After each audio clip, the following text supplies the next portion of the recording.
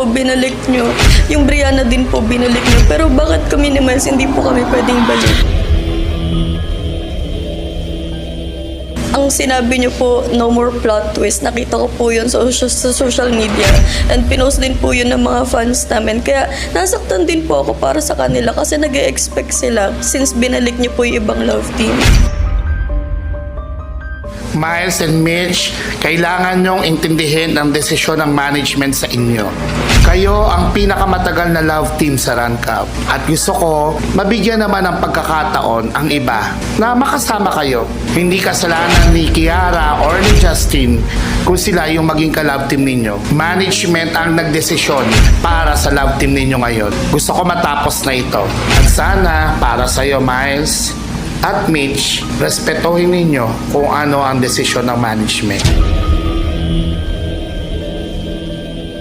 Gusto ko magbigay kayo ng inyong last word or kung ano yung nilalaman ng puso ninyo bago tayo maghiwa-hiwalay. Kiara. Ako po sir, kahit ano pong mangyari, hindi po talaga ako papayag na mawawala po yung milyara. Kasi po, nasasayang lang po yung pinaghirapan ko kung mawawala po. Dahil yun nga po yung purpose ko kung bakit ako nandito at gusto ko po maka-love team si Miles. Kaya yung mga ginagawa niyo sa akin, Mitch, Miles, abuso na kayo. Hindi na ako papayag na ganun-ganunin niyo ako.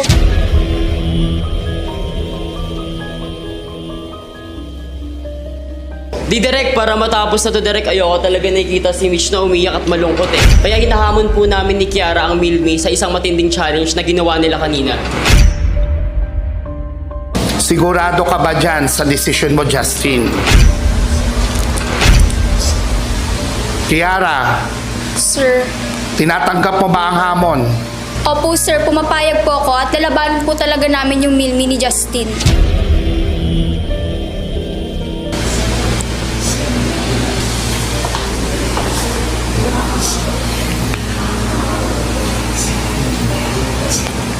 Bibigyan pa kayo ng pagkakataon ni Justin at ni Kiara para makabalik kayo sa dati. Gusto nilang hamunin kayo para sa isang question and answer portion. Para sa iyo, Miles, tinatanggap mo ba ang hamon ni Justin sa iyo? Siyempre naman direct tatanggapin at tatanggapin ko po yan. Kasi yun din naman po yung gusto kong mangyari na mabalik po ulit ang dati namin love team ni Mitch na ang Mid. Gagawin ko po ang lahat. Ikaw naman, Mitch, tinatanggap mo rin ba ang hamon ni Kiara sa iyo? Sir, tatanggapin ko po kung yun lang po yung paraan para mabalik po yung Milmi and makapag-ayos po ulit ako ng trabaho. Malinaw sa inyong apat. At sa inyo naman, Kiara at Justin, kung sakaling hindi kayo palarin at hindi manalo, pag-usapan natin kung ano ang magiging kapalaran ninyo sa mga susunod